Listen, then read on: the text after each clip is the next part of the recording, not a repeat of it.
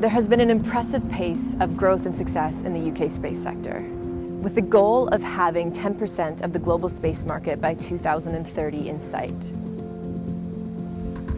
The 2015 UK Space Conference is uniting all corners of the space community, from government to industry and academia.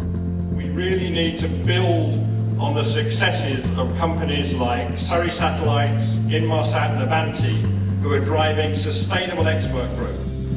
By government, industry and academia working together against a clear agenda, we are delivering against our objectives. I think in the UK, from what I've observed, the government's very supportive of the kind of entrepreneurial side of space.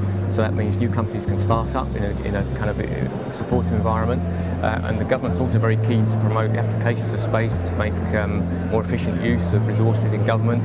So there's lots of opportunities for companies to do new things. And I think as the price of space-based system comes down, the market gets bigger. And that's really what the UK is trying to achieve. The theme of this year's conference is Space-Enabled Futures, looking at the impact that satellite technology, research and space exploration have on society and the economy, both within the UK and globally.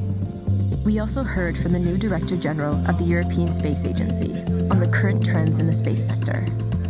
From national projects to global space activities, from national vanities to global cooperation, from specialist interest only to general societal significance, and from prestige projects to science and applications for the society, and from governmental micromanagement, this was the past, to goals set by politics and realized by competent entities like the European Space Agency or UK Space Agency as well.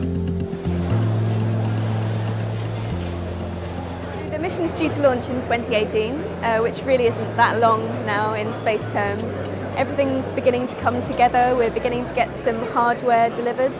We've got a new bio clean room, which is a feature of planetary missions. You have to keep everything really sterile and clean so that you don't contaminate Mars with Earth life. So we've got that being built on our site at the moment. It's due to be commissioned and up and running in the next few months. That's really exciting.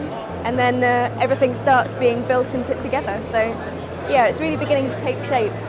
The space sector is wholly dependent upon collaboration. If you think about the sector from upstream to downstream, there has to be a collaboration all the way through that, and then back to the upstream, because it's only through the downstream uses of space that we can drive innovation in the upstream to get the new measurements that we need. Experience shows in history that the reforms in sort of legislation and so on tend to follow what the community does. So I think we'll trailblaze. We'll set the scene, we'll work out how we're going to do it, and then we'll let the legislators catch up with us. The UK space sector is continuing to grow, and securing the success of satellite services within the global market is crucial to achieving the sector's goals.